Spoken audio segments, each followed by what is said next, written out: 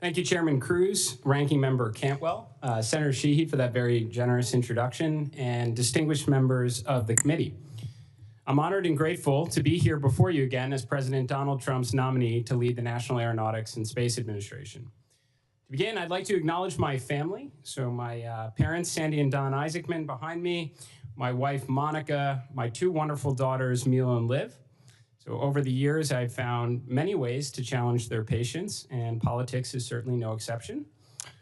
We are also joined today by 7 astronauts, some of my closest friends and crewmates, together with NASA astronauts that have come to this hearing in support. Thank you very much. I also want to acknowledge and appreciate that Senator Britt from the state of Alabama is here today, so not only home to Marshall Space Flight Center, but also to Space Camp, which is where my journey began. As mentioned before, I have lived the American dream. I've been fortunate to have an amazing business and aeronautics career, to have led 2 notable missions to space, to help charitable causes that matter deeply to my family. And now I'm beyond thankful for a chance to repay my debt to this nation by serving alongside the brilliant minds at the world's most accomplished space agency. The last time I sat before you, I introduced myself, my qualifications, and the challenges and opportunities ahead. This time, I'm here with a message of urgency. After more than a half-century, America is set to launch NASA astronauts around the moon in just a matter of months. This is a challenging endeavor, to say the least, and one that requires full-time leadership. Secretary Duffy, in his letter to this committee endorsing my nomination, emphasized this point.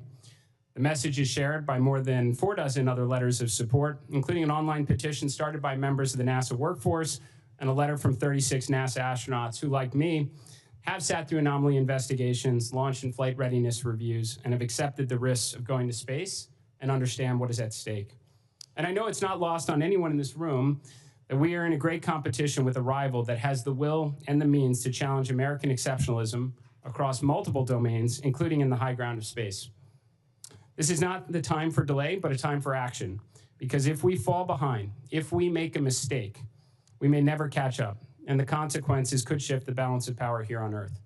This Congress, and specifically this committee, understand the urgency of the moment, placing a historic investment in human space exploration that President Trump signed in the One Big Beautiful Bill. It's now time for NASA and its partners to deliver.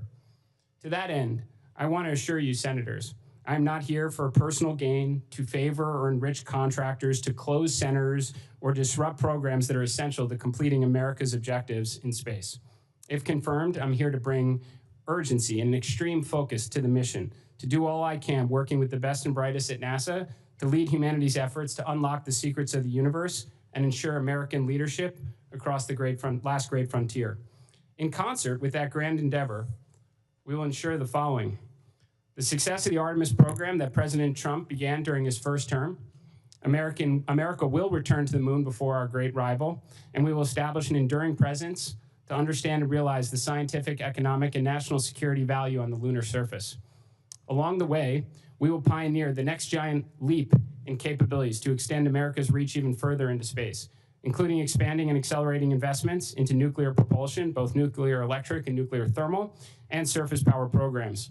These efforts, in addition to industry partners building reusable launch vehicles, will set the stage for future missions to Mars and beyond. We will never accept a gap in capabilities again, not with our space station presence in low Earth orbit or our ability to send American astronauts to the moon.